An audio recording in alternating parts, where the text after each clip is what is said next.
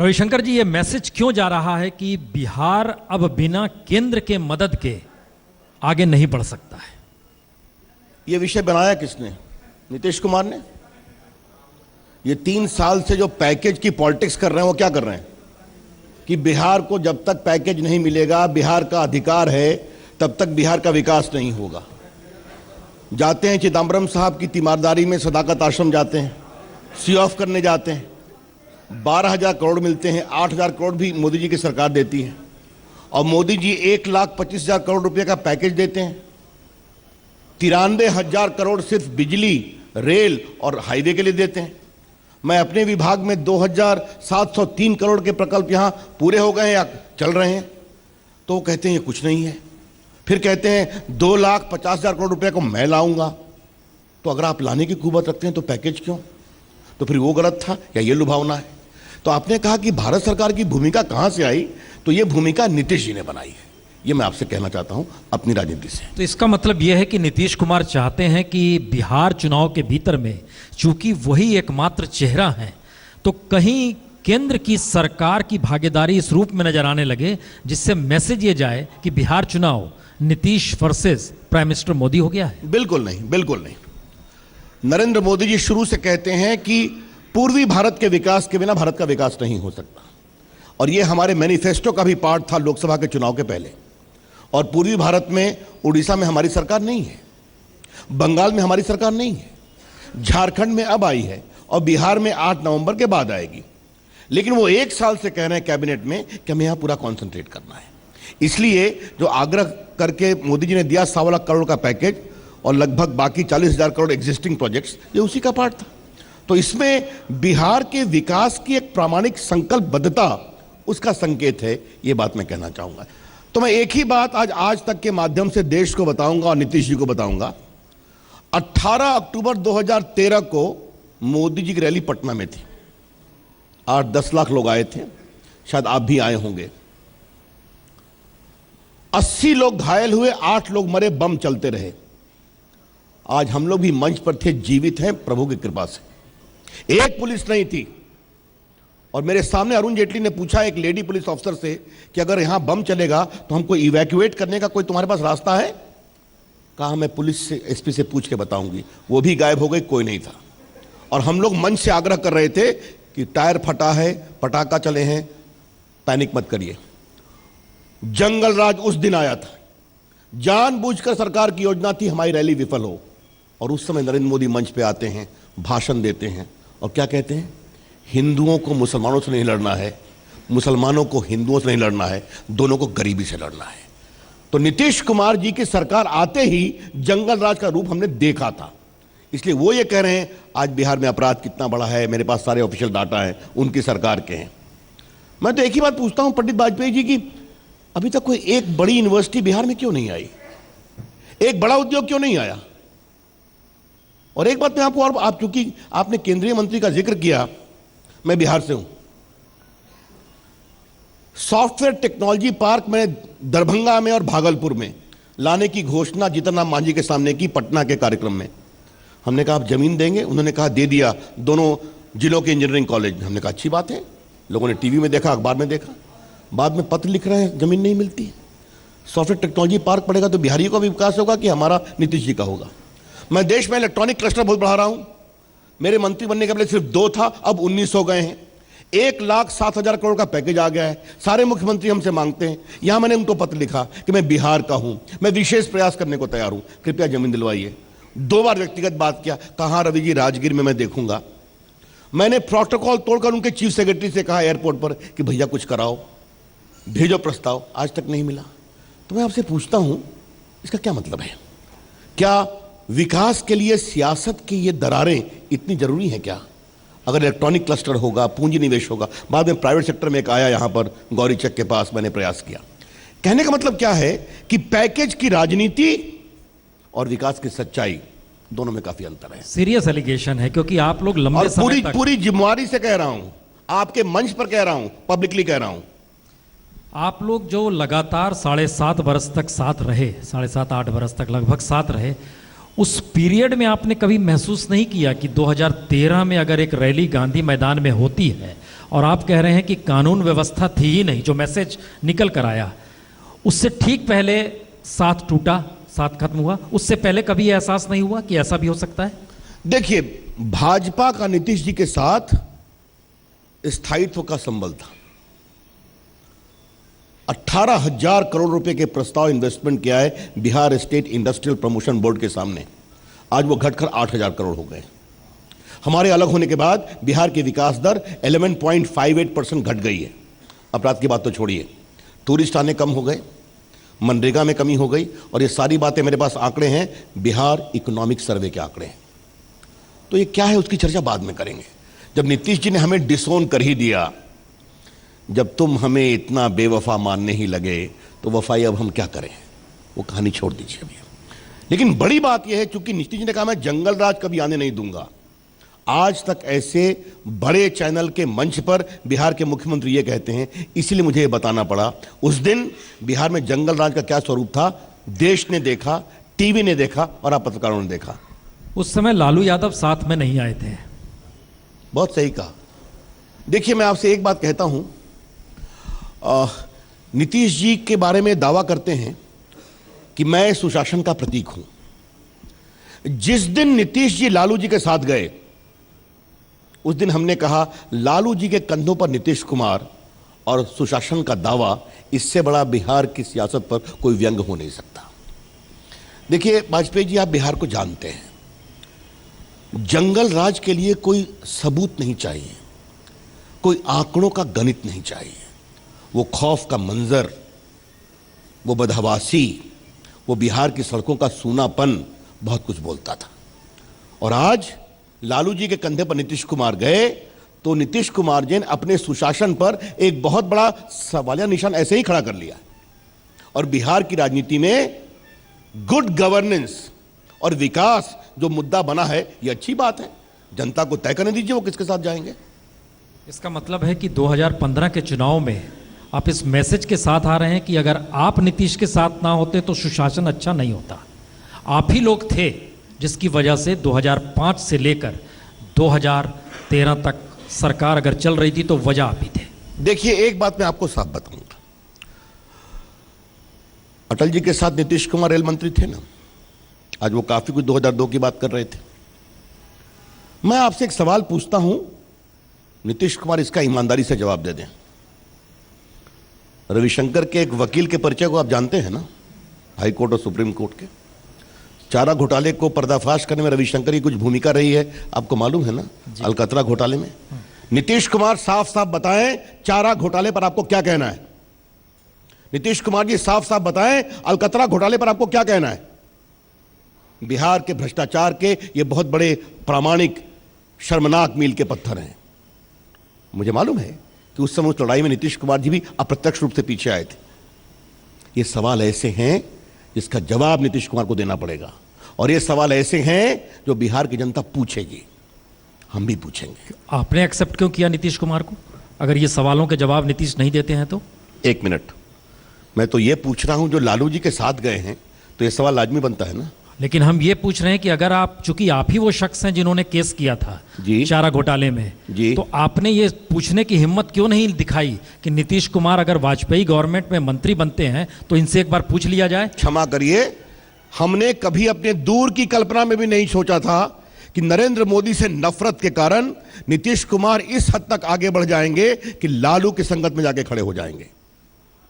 ये होता है ना, अनुपम खेर का एक नाटक है ना, कुछ भी हो सकता है, तो बिहार में हो रहा है। और ये क्यों गए? क्योंकि ये दोनों मोदी जी को अकेले रोकने चले थे। एक 40 में 2 हो गए लोकसभा में, एक 40 में 4 हो गए, नीतीश जी लालू प्रसाद, तो दोनों हारे हुए हताश लोग साथ हो गए। इसका सीधा राशनल यही है। कल्पना तो कभी यह भी नहीं की गई थी कि अडवाणी जी को इस तरह घर में बैठना पड़ेगा। अब देखिए,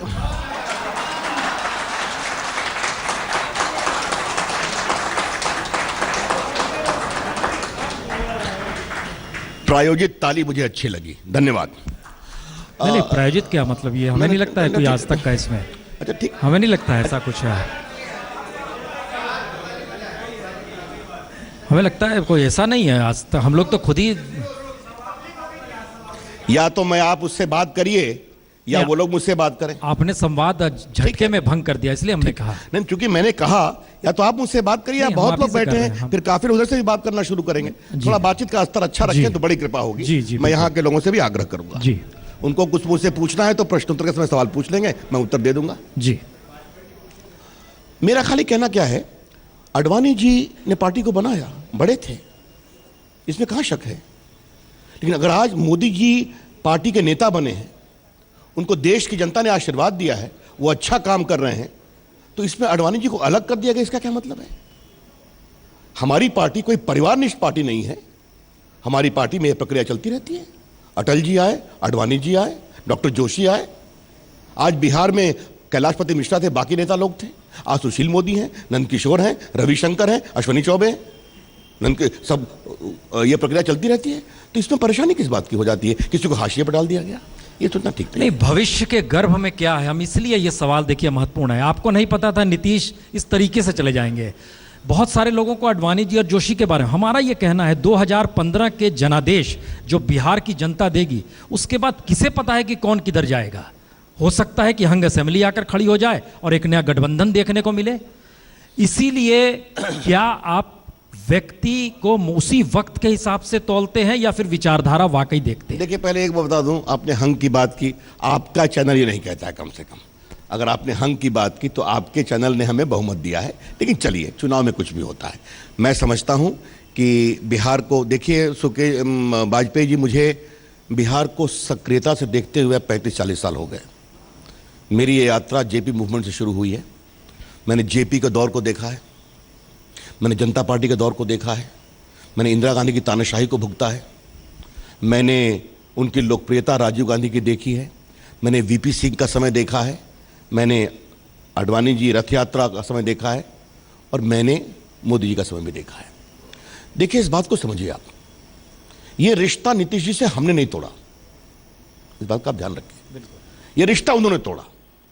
तो अगर आपके सवाल में यह स्वर छिपा है कि आप उनके पास जा सकते हैं, इसका उत्तर आपको उनसे पूछना है, हमसे नहीं। लेकिन अगर आप मुझसे पूछ रहे हैं तो जिस तरह से नीतीश कुमार जी की राजनीति 2 वर्षों में चली है, 3 वर्षों में, अब दूरी बहुत है। अब नीतीश कुमार जी के साथ निकटता का कोई सवाल नहीं उठता। ये बात मैं पूरी जिम्मेदारी से आपको बता रहा हूं। लगातार एक चीज देख रहे हैं रविशंकर जी कि पिछले 40 बरस में एक बड़ा वैक्यूम नजर आ रहा है। जेपी के बाद से नीतीश कुमार जी से बात कीजिए, लालू जी से बात कीजिए, आपसे बात कीजिए, या रामविलास पासवान, सभी जेपी आंदोलन से निकली हुई एक कतार है। आंदोलन के जरिए इस पूरे दौर में एक ऐसा वैक्यूम है कि एक व्यक्ति नेता के तौर पर खड़ा नहीं हो पाता है। सियासत घूम फिर के विचारधारा के तौर पर जेपी लोहिया उसके जिक्र में आकर टिक जाती है। पहली बार मौजूदा वक्त में एक एंट्री बाहर से होती है, वो मुद्दा बनता है, वो मुद्दे के तौर पर प्रधानमंत्री मोदी का नाम आता है, और बिहार के भीतर एक दूसरी एंट्री हैदराबाद से होती है, ओवैसी साहब की होती है। क्या बिहार के भीतर पॉलिटिकल वैक्यूम ये है, या आपको लगता है नहीं, एक डेमोक्रेटिक प्रोसेस भर है ये, जिसमें एक बिहार से इतर लोग देखने की कोशिश करें या लोग को दिखाने की कोशिश हो रही है? थोड़ा मुझे इसका जवाब विस्तार से देने दीजिए। देखिए, मुझे इस बात का बहुत गर्व है, मैं संघ का स्वयंसेवक हूं, पार्टी का कार्यकर्ता हूं, कि मेरा परम सौभाग्य है, मुझे लोकनायक जयप्रकाश जी की अगुवाई में काम करने का मौका मिला। लालू जी, हम लोग जेल में साथ थे। लालू जी उम्र में तो बड़े हैं, लेकिन आपको मालूम होगा वो पटना यूनिवर्सिटी छात्र संघ के अध्यक्ष थे। सुशील मोदी महामंत्री थे, मैं सहायक महामंत्री था। हम लोग सभी आंदोलन में साथ साथ थे। लेकिन भारत की राजनीति में जेपी के आंदोलन से उपजे लोग आज कांग्रेस के अलावे और लेफ्ट के अलावे हर जगह हैं कि नहीं? नरेंद्र मोदी, राजनाथ सिंह, अरुण जेटली, सुषमा स्वराज, वेंकैया नायडू, अनंत कुमार, रविशंकर प्रसाद, शरद यादव, लालू यादव, रामविलास पासवान, नीतीश कुमार, ये सब तो उसी फौज के हैं। अच्छी बात है। तो अगर एक आंदोलन से निकले हुए लोग विभिन्न विचारधाराओं में देश के ऊपर इतने मजबूत जगह काबिज हैं, तो ये उस आंदोलन की सफलता है और जेपी के नेतृत्व का आशीर्वाद है, पहली बात। दूसरी बात, नरेंद्र मोदी कोई थोपे हुए नहीं गए हैं। नरेंद्र मोदी देश की जनता के द्वारा चुने गए हैं प्रधानमंत्री के रूप में, जहां 30 साल के बाद निर्णायक बहुमत मिला है। इसे नरेंद्र मोदी और कोई हैदराबाद से आए हुए व्यक्ति की तुलना आप कर रहे हैं, तो यह बड़ा अन्याय कर रहे हैं। अब जहां तक बिहार के ऊपर वैक्यूम का सवाल है, यह मैं आपसे डिफर करता हूं। बिहार के लोगों का सियासी मिजाज और समझदारी आजादी के आंदोलन से बहुत ही अच्छी रही है और उनकी उसका काफी अध्ययन आपने भी किया है। इसलिए बिहार कभी वैक्यूम को लाइक नहीं करता और मुझे इस बात का गर्व है कि सामाजिक न्याय किसी भी रूप से चला यहीं से शुरू हुआ, जेपी मूवमेंट यहीं से शुरू हुआ, लेफ्ट मूवमेंट यहीं से शुरू हुआ, नरेंद्र मोदी को एक आश्चर्यजनक सफलता यहीं मिली। बिहार के हिंदुस्तान की हार के पॉलिटिक्स का एक बहुत बड़ी दीवार नफरत की, उसकी भी उसका रंगमंच बिहार ही बना, उसका उत्तर बिहार ने दिया। और आज मुझे इस बात का बहुत गर्व है कि बिहार में विकास एक बहुत बड़ा मुद्दा मिलेगा, बनेगा। और मुझे पूरा विश्वास है कि बिहार के नौजवान बड़ी संख्या में इस बार जाति, संप्रदाय और समुदाय से ऊपर उठकर विकास के लिए वोट देंगे। वो हिंदुस्तान के लिए एक मील का पत्थर साबित होगा, ये मेरा मानना है। आपके साथ जीतन राम मांझी क्यों खड़े हैं? अगर जाति से इतर आप वोट बैंक देख रहे हैं तो देखिए, देश की सियासत को देने कुशवाहा क्यों खड़े हैं? रामविलास पासवान क्यों खड़े हैं? मैंने आपसे कभी कहा कि जाति खत्म हो गई? ये तो मैंने नहीं कहा। लेकिन आप कह रहे हैं कि युवा तबका उससे इतर देखेगा। देखिए, मैं आपसे एक बात कहना चाहता हूं। नरेंद्र मोदी जी की सभा लोकसभा के चुनाव के समय भी हुई और अभी भी हुई है। उनकी 5 में 4 सभाओं में रहा हूं। जितना मैं बिहार को देखता हूं, जितनी बड़ी संख्या में गरीब नौजवान, दलित नौजवान, पिछड़े नौजवान उनकी सभाओं में आ रहे हैं और जो उनका उत्साह देख रहा हूं, मुझे भविष्य के हिंदुस्तान की आकांक्षाओं का संकेत मिल रहा है। और आज आपसे मैं कह सकता हूं कि बिहार कई बार जात से ऊपर उठता है। आप मुझे यह बताइए कि एनडीए 40 में 31 सीट जीतता है तो क्या ये जाति की दीवारें नहीं टूटी क्या? आप मुझे ये बताइए। 77 में नहीं टूटी क्या? 84 में नहीं टूटी क्या? टूटती रहती है।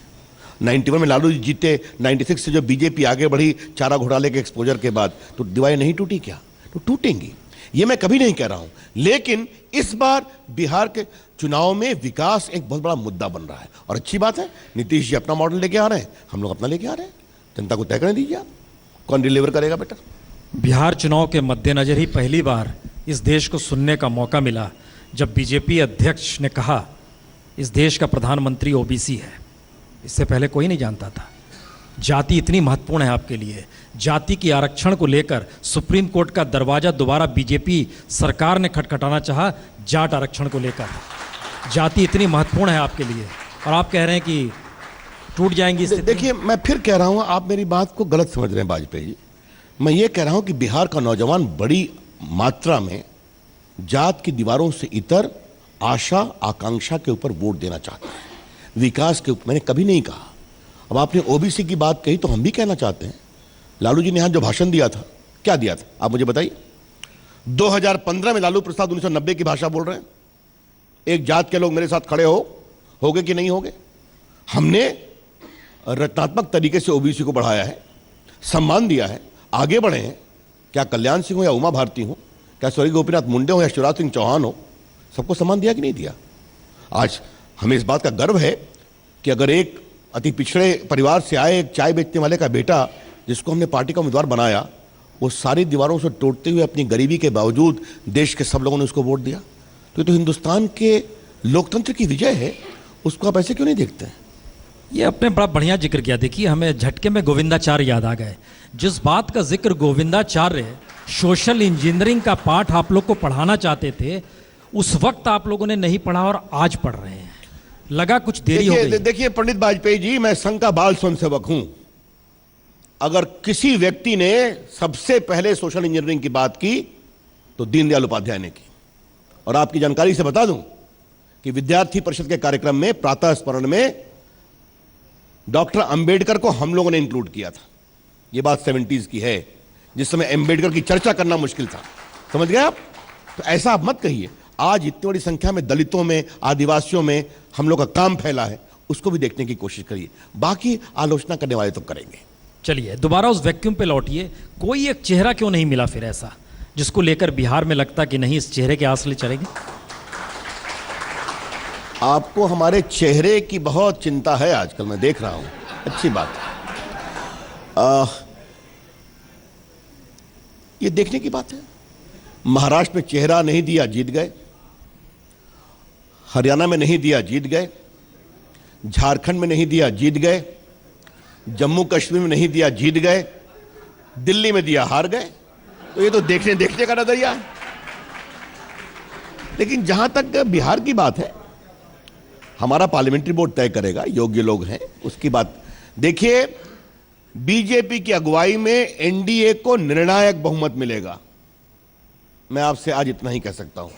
और मुझे मालूम है 8 नवंबर को आप काउंटिंग मुझे खोजेंगे और आप मेरी आज की फुटिंग दिखाएंगे, और मैं विश्वास से कहूंगा आज की ये फुटेज रिकॉर्ड हो रही है, उस दिन दिखाएंगे तो जो मैं कह रहा हूं सही निकलेगा। ये आपने एक बड़ा संकेत दे दिया, हम आपको खोजेंगे। आप आ रहे हैं क्या यहाँ?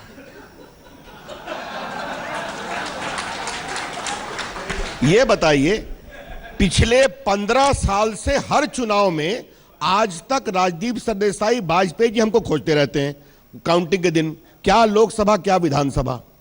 खोजते हैं कि नहीं खोजते हैं? और हमारे बिहार के मतगणना के दिन नहीं खोजेंगे क्या आप? ऐसा अन्याय तो नहीं करेंगे आप मेरे साथ? आप बुलाएंगे, हमको मालूम है, इसलिए मैंने कहा था। आप आना चाहते हैं बिहार? देखिए, ये सवाल आपने मुझसे पहले भी पूछा था, 2 महीना पहले। मैं उस समय कहा था मेरी कोई रुचि नहीं है, जहां मैं हूं ठीक हूं, पार्टी का कार्यकर्ता हूं, पार्टी ने काम दिया, मुझे करने दीजिए। कहा जाता है रविशंकर प्रसाद ही वो सक्षम व्यक्ति हैं जो कानूनी तौर पर लालू यादव को कस सकते हैं। वाह, आज आपने नए तर्क ढूंढे हैं लगता है। हाँ?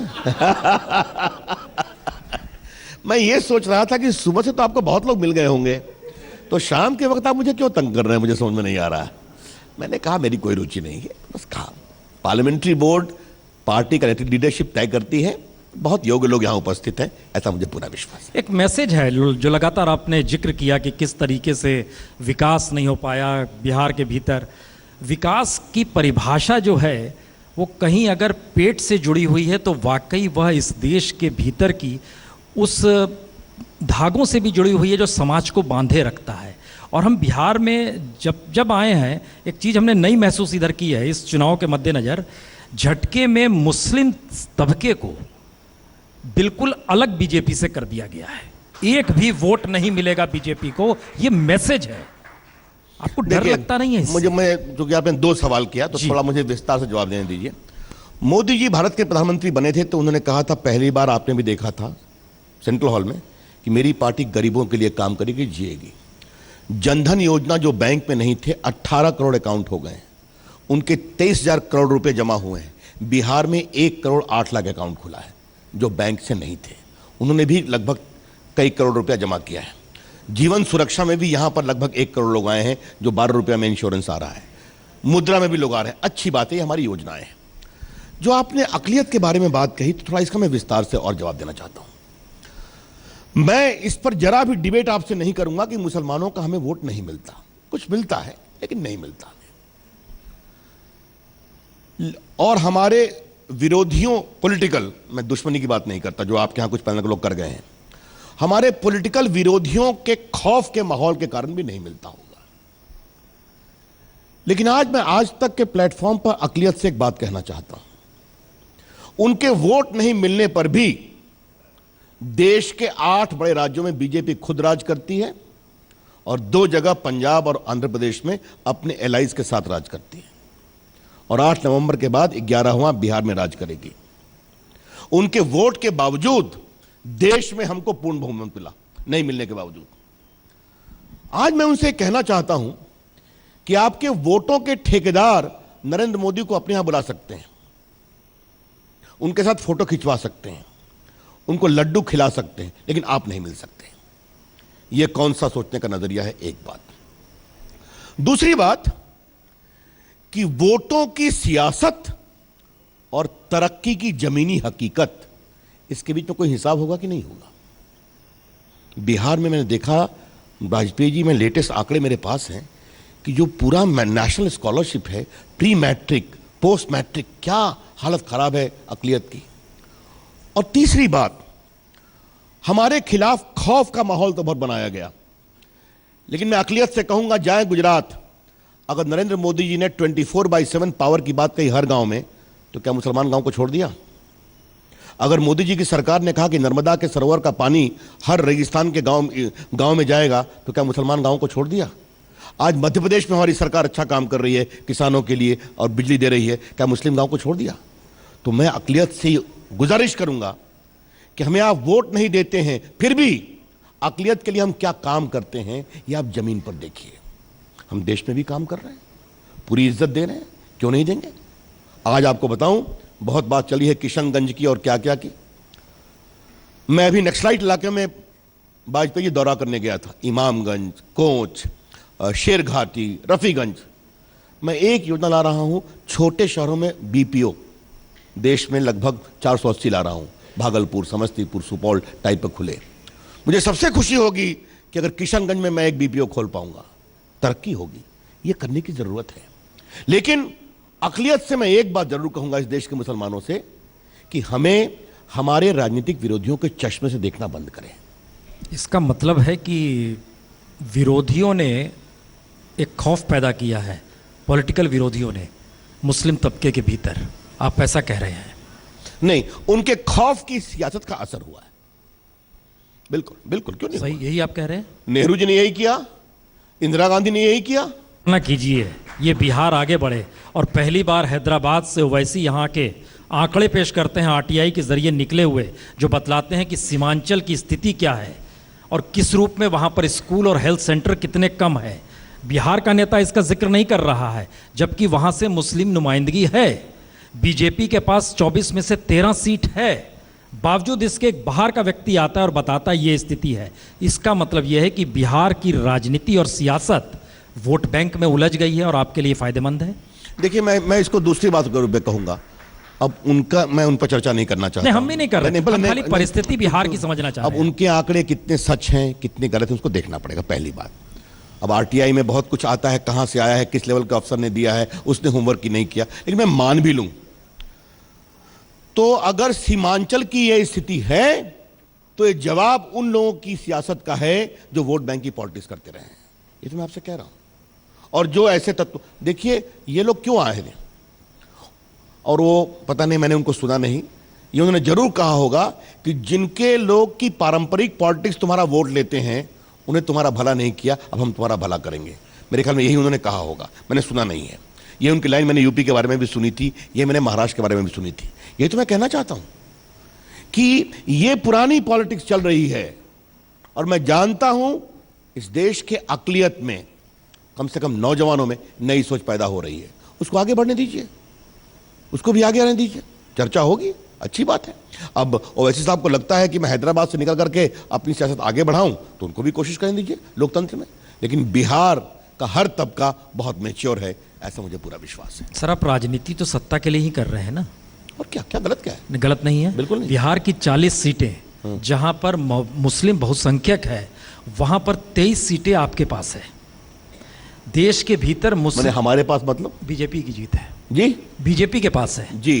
तो आपकी जानकारी के लिए एक मिनट सुनिए। हाँ, तो इस पर कभी अच्छी बहस होगी तो करने की जरूरत है।